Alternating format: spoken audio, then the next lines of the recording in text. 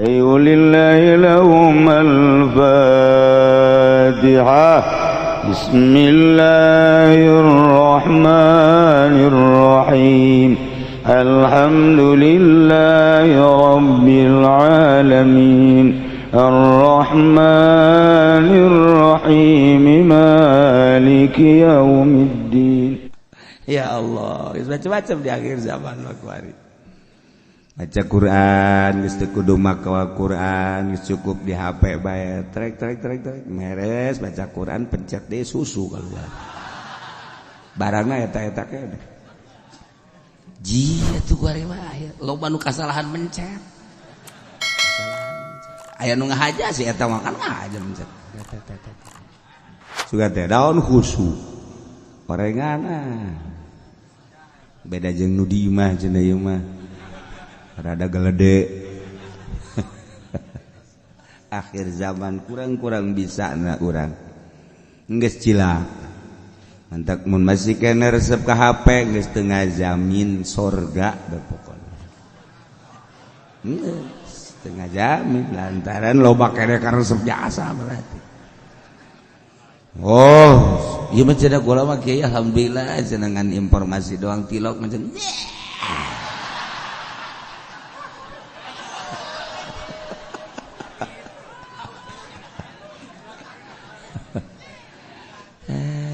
pagar gembela diri cek jero malaikat teneulekeun Masya Allah masih kene nonton resep nonton TV bawa HP geus teu ngajamin lantaran nafsuna terus we nafsuna.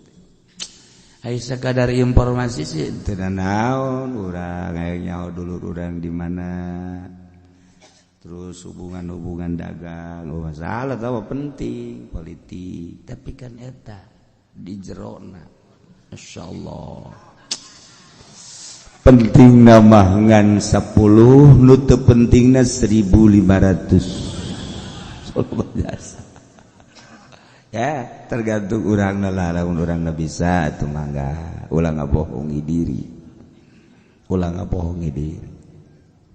aya bisa bawa salah tah jadi 80 wari keputusan kitu pikir ieu adalah penambahan ti Sayyidina Umar lantaran cek Sayyidina Umar teu bisa ditakzim zaman Kangjeng masih 40 jaladan Nabi sallallahu alaihi wasallam arba'in Sina Abu Bakar masih 40 wa jalada Abu Bakar arba'in tapi ketika Sina Umar wa Umarus samani 80 oh masyaallah Sidra Umar lain lalagaan jawara teh lain lalagaan jawara-jawaraan lain sebab Sayyidina Umar maka pancek Kangjeng Nabi seserihan Kangjeng senyum naon tuan senyum setan sieun ka maneh eta teh kira-kira cenah Tuhan mah lamun maneh jalan dieu kebenaran aya setan ngilim Sayyidina Umar ge senyum bae Tuhan besok mah usieun setan atuh kapan si eta mah ditutur-tutur Dek mana ya? Dijaga di dia. Dijaga. Mana di purantengan? Hayo. Anak incu milu kabeh di pundak. Sayyidina Umar datang ke sorban tinggalin di tangkal kurma setan teu wani. Begitu dekat dia, wow, berat kali itu. Ditanya ku babaturan setan, ya sorban Sayyidina Umar cekan. Sorban lah dipakai kasihan ku setan. Ya Allah, eta lain lalagaan jelema. Lain lalagaan atupannya nama. Lamun keur ngobrolkeun Yahudi, ngobrolkeun kafir, bahasa Sina Umar dina Bukhari. Dakni ya Rasulullah. Serahkeun ka kula ya Rasulullah. Pokona ku kula geus beheungna dipenggal kos kitu mah. Asal ngobrol Yahudi we dakni ya Rasul. Serahkeun ka Umar. Unggal aya sabaraha dakni dina Bukhari. asal kenyaritakeun musuh Allah musuh Kangjeng Rasulullah langsung dak ka dieu ka abdi ke kos kitu mah nyingkir tuan nyingkir kayak heula Umar ulah main dani bae cek Kangjeng Nabi eta kunaon ku harenges-harengesna mentek Al-Faruq Umar Al-Faruq salah satu imah urang besisieun kadatangan ku teluh pan teluh teh setan di bawah setan bisi kadatsieun kadatangan ku jurig deundeun diunggal lawang Umar Al-Faruq setan aya merek eta sieun aing umpat setan ngumpat misalnya di Imah Haji Pendita aya ieu teh merekan Umar Al-Faruq moal wani begitu Haji Pendita keluar nah aing sieun ge ka itu ka sia mah di ulah keluar kuduna tetep diintip setan mah kan hebat aing sieun ge ka itu cekeun tapi keluar awas ya ku aing geus diancam bae ku kaistimewaan Sayyidina Umar emang naon ketika Kangjeng Nabi nyaritakeun tentang alam kubur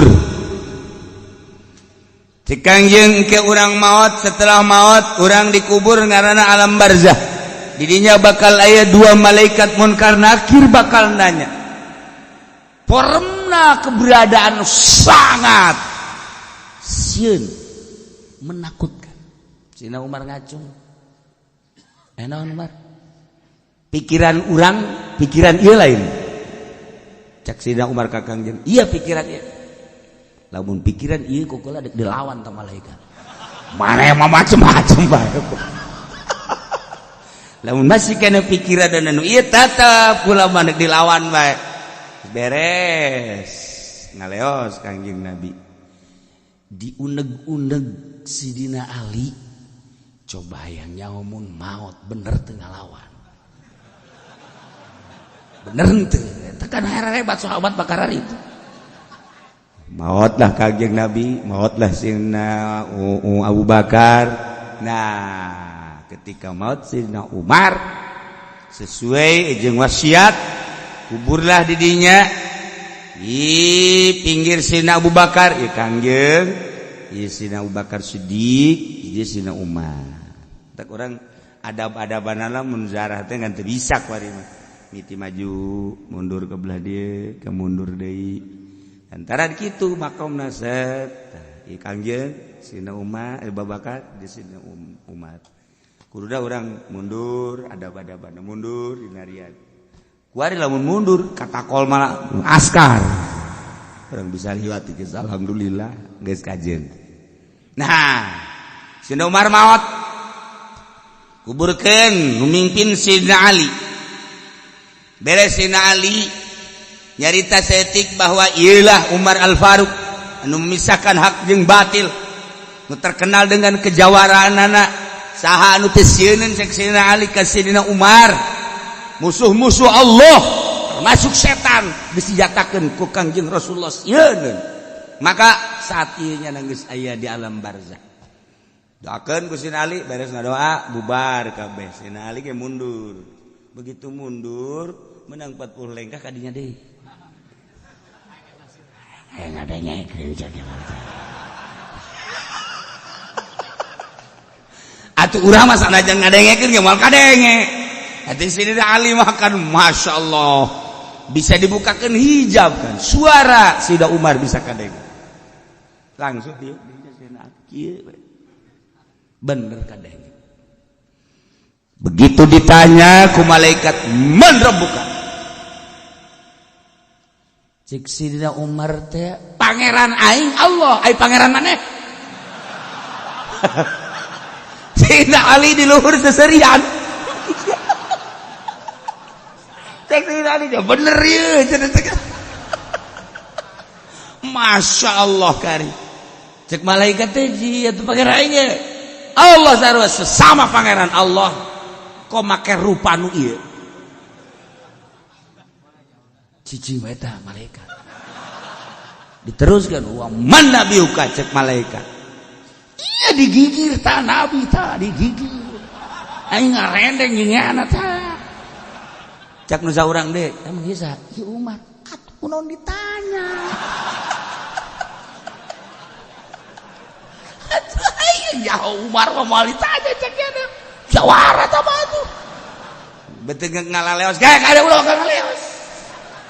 Robah banget ulah make banget anu nyingseun mukminin. Kafir Yahudi Nasrani silakan make banget nu mana bae ge. Tapi mukminin ulah make banget euy. Awas ya mun make banget tu ieu deui awas wae. Malaikat lapor ka Gusti Allah. Gusti, kuara ieu mah jelema. Cak Gusti turunkeun banget sia rupana. Beres, Sayyidina Ali seserian. Kapangi kan baca seserian Ali, kunaon maneh? Mata dagu. Kunaon make seserian? Aduh. Nyata cekna teh. Anu baheula waktu dihareupeun Kangjeng Rasul cek nya dek dilawan ku kula, ternyata kabeneran, bener. Ditanya sakumaha tadi tah? Tah. Kajawaraan Sayyidina Umar lain keur hirup bae, geus maot masih keneh nyana nulungan mukminin.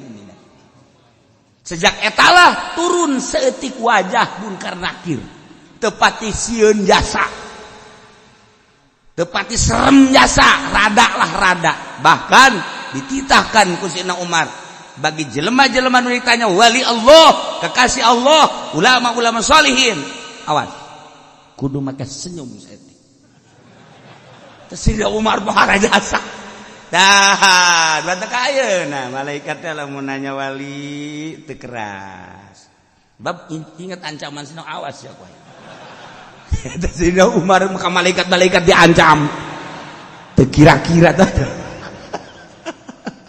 Nah, iyalah urang cinta ka Kangjeng Nabi, cinta ka Sayyidina Abu Bakar Siddiq, cinta ka Sayyidina Umar, cinta ka Sayyidina Utsman, cinta ka Sayyidina Ali. Lantaran eta khulafaur rasyidin nu opat lain sambarangan jelema. Dua anu jawara hiji Sayyidina Umar, dua Sayyidina Ali. Piawai Sayyidina Utsman ahli zuhud. Kemudian kitu Sayyidina Abu Bakar Siddiq hartawan anu mengorbankeun hartana. Di samping piawai mun maca Quran ceurik hartana nu sabaraha bae ge jang syiar agama Allah. Sebab nyana pedagang dikersakeun ku Gusti Allah naon bae nu geus aya di leungeun nyana laku bae. Urang mah pan ngemblok pedagang ya. Ngitung deui, ngitung deui. Deres teu buruk mah nu buruk mah pan hese. Dagang nu buruk lamun geus 2-3 poe teu laku atuh geus muter di dieu. Muter. Sayyidina Abu Bakar Siddiq mah asal geus aya di leungeun nyana dikersakeun ku Gusti Allah laku bae jeung untung bae. Maka selama hidup Sayyidina Abu Bakar Siddiq berjuang perang di samping eta ketegasan anu luar biasa hartana dipakai ngabangun agama Allah. Ribuan onta ketika perang, ribuan onta pakai meuli abid di merdekakeun dan lain-lain sebagainya. Masya Allah, ialah Sayyidina Umar keistimewaan anak mandak nyana berbagai pertimbangan ulah 40 80 sebab baheula di zaman Kangjeng 40 cuman aya ta'zir piceun hese keneh balik di zaman urang cek Sayyidina Umar kobo ka hareupna deuk dipicieun ka mana jelema kuat tambah ta'ziranana 40 jadi 80. Kuari lamun dilaksanakeun jelema nu mabok di ta'zir di 80 aman negara aman negara. Ayeuna urang ngadenge mabok geus puguh minuman tambah ku obat-obat. Baheula mah sakadar aya magadon nyeri ahib sakadar sakitu doang tapi kuari mah sabu-sabu ekstasi dan lain sebagainya bisa ditiru deh dijieun ngahaja urang Indonesia mah boro-boro niru obat kos kitu atuh Igomah di Mekah bae ge ditiru ku urang Madura. Igomah ditiru. Eta kan aya tanda tanganan dan lain sebagainya. Bisaan urang Indonesia paspor bae ge kuat ka ditiru. Ijarago nipu urang Indonesia mah. Bararisan. Mau obat-obatan mah. Ya Allah asal keluar bae nu asli. Tungguan sababaraha poe bakal keluar nu ilegal.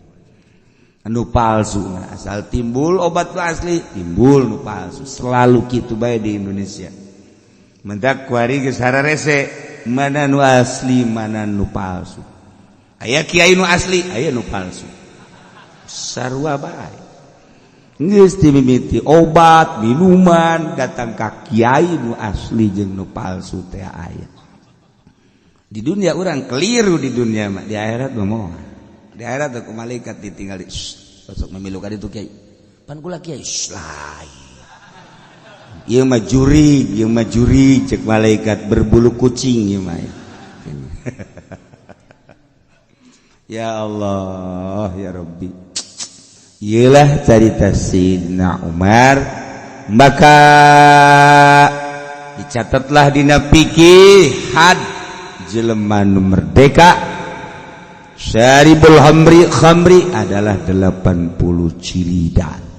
Abid 40 cilidan. Nah, eta teh Sidina Umar teh di mana eta menangna? Pertimbangan cek Sidina Umar salat zuhur 4 rakaat. Ketika dijadikeun Jumat jadi 2, nu 2 deui adalah khutbah. Khutbah teh adalah bagian daripada sholat 2 rakaat. Mentek teu beunang sambarangan khutbah eta mah ulah ngaco-ngaco sebab sholat keneh. Hiji kudu boga wudu, 2 teu meunang ka kitu buka aurat, nomor katilu teu meunang ka pasil. Teu meunang ka pasil lantaran sholat keneh. Mentek ulah acak-acakan banyak khutbah sagala nyaritakeun kabeh.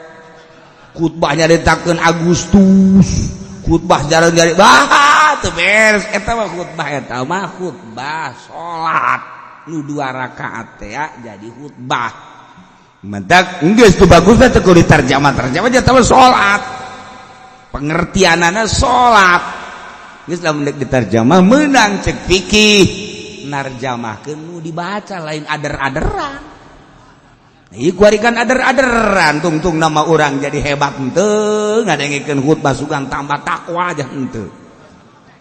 Ya karena itu tangis bandingan bahasa Arab daripada besi ngarusak meundang diterjemahkeun narjamahkeun babacaan nu dibaca nu dibaca dengan sabaris ai ngacona mun teu di tek ku masyarakat trek terus bae terus eta bangke turun khutbah maning dirantai khutib kos kitu asupkeun ka sumur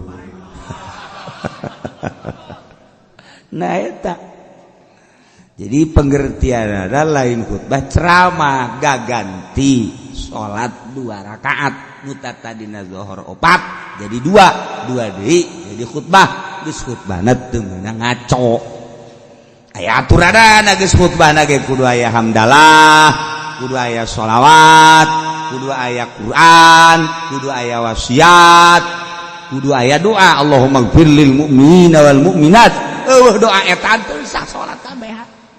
Tak perhatikeun aya aturanana ieu mah lain sa khutbah-khutbahna. Teu diuk teu sah. Sebab diangkat sarakaat. Geus dipisah 2 khutbah teh sarua jeung 2 rakaat diuk heula. Diuk karak nangtung deui. Mun neretet bae jana diukan. Heuy Aisyah.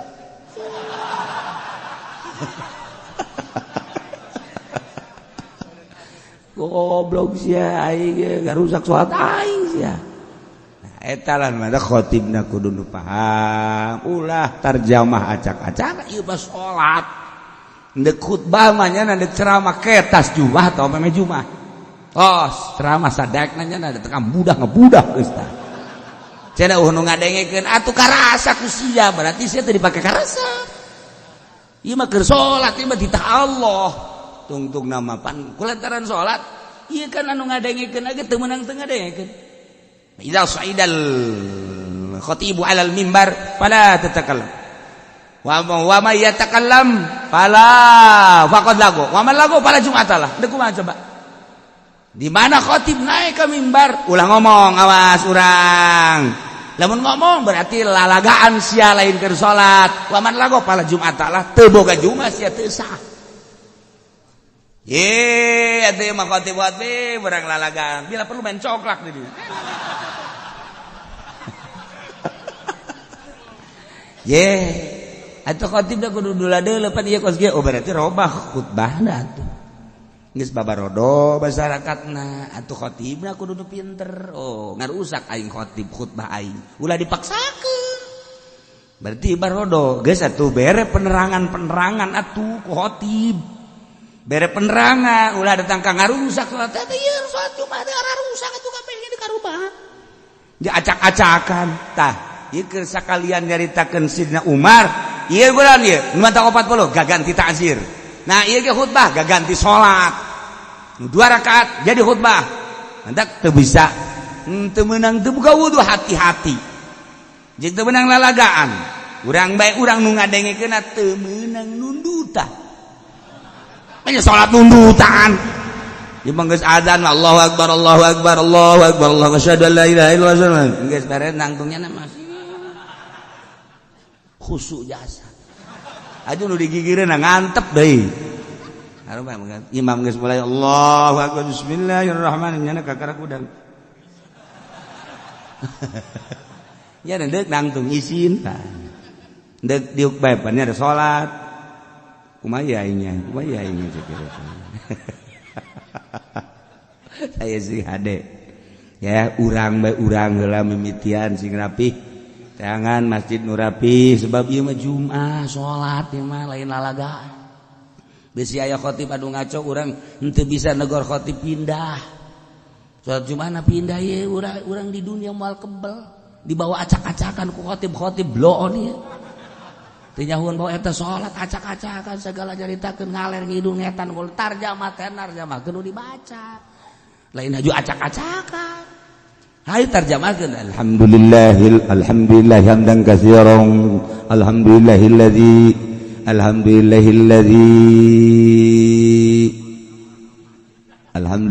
sia ngaco aing mah kagok aing ku suara sia.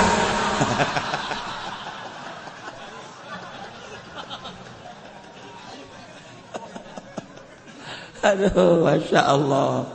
Nah terjemahkan terus ayat terjemahkeun, wasiat terjemahkeun, aya diterjemahkeun mah teu naon narjamahkeun usikum iya ya taqwallah kula wasiat ka kaula jeung kamareh kabeh takwa ka Allah sing hararade teu naon tah beres Jumat imamna main catur pan tadi usikum ayuhan nas tegap ayuhan. Hei manusia kita takwa turun khutbah main catur. Geus bandingan bakeun golok. Ai sia takwi usikum naon sia? Hah? Hayu jeung aing main caturna sia golok. Tah, eta khotib anu bener. Ulah main tujak tunjuk khotib asal khotib bae. Nyandakan wasiat malulu ayuhanas ittaqullah waf'alul khairal la'allakum pohana teh poe urang-urang kadinya teh ka khatib Assalamualaikum salam jangan nonton TV aing teh senang khatib kos kitu. Ya Allah ya Rabbi ikan sholat masalahna ai ceramah mah kipudoli acak-acakan los kita lain sholat tamanya nama sapira bisnis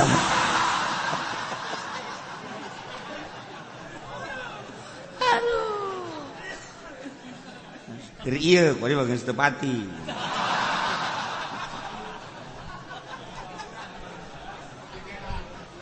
ya Allah ya Rabbi Karim karena perubahan-perubahannya nama dia perubahan siapa bencana kadangin aku orang kontop berapa nih coba ge jadi bayar ngomong ke Aku tuh berobat di kos gitu.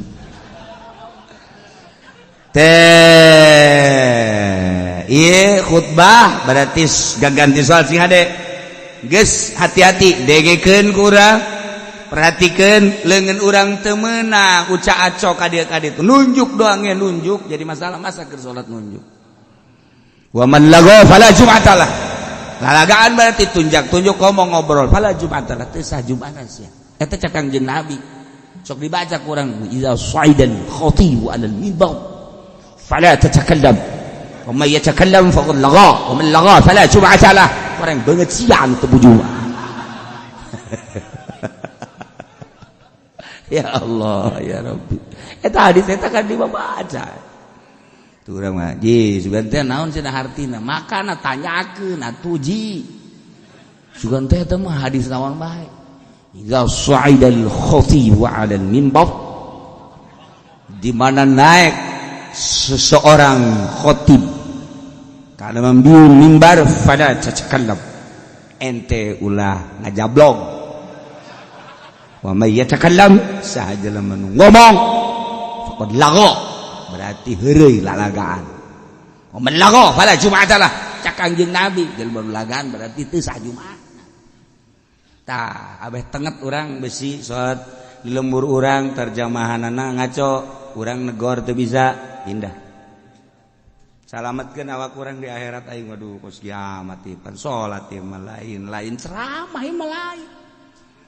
Madak kula pernah di Garut pajubah terus di Bandung sholat Jumat milu begitu sholat Jumat waduh ngaco ieu mah khutbah acak-acakan kieu langsung zuhur nah zuhuran sholat salametkeun sholat waduh bahaya pernah deui di Bandung ka dieu set poe Jumat jeung guru malah di Bandung jeung guru di Cililin dekat dia dekat Banten mampir ka dia poe Jumat hayang poe Jumat nyanan pas itu harita pada larang langsung sholat Jumat di Cililin rada beurang sholat Jumat pada larang sarua Jumatna kos gitu Noel zuhur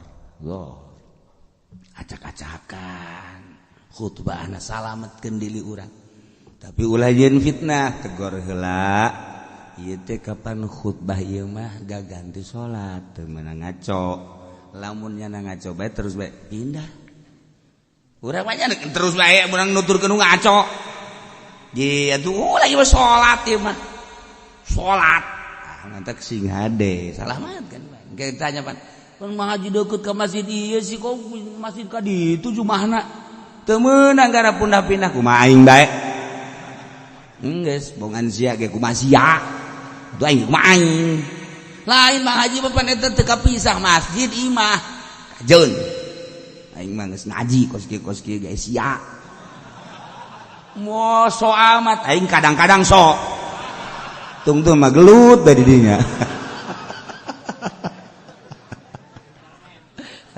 ayo salamet ke si gade urang kan mal kebel di dunia ajung ke di akhirat urang aduh lamun ka neraka ku gara-gara urang salat Jumat teu ditarima deui kumaha coba ye ieu salat Jumatna cek malaikat teh rusak padahal mah teh nyaho pan sia ngaji bae teu didengekeun saekeun sulusia ku aing sia cek malaikat neraka sia deui kumaha coba urang emang Sayyidina Umar bisa ngalawan ke malaikat potongan urang mah pan gepeng bisa tah mantap ke Sayyidina Umar orang minta tolong ke Sayyidina Umar tolongannya aing jatuh wau ka sia sia tilok hadiah tilok naon tilok aing endek kumaha coba je tah badak salamet rapihan ibadah orang rapihan supaya mantep ka Allah teh mantep urang pan sesuai urang syariat saha nu bogana Allah nitahna ku batu Allah ulah sok dimuadib-muadib. Nah, ya nu mabok benang had ulah kurang ku pemerintah. Urang mah teu aya had.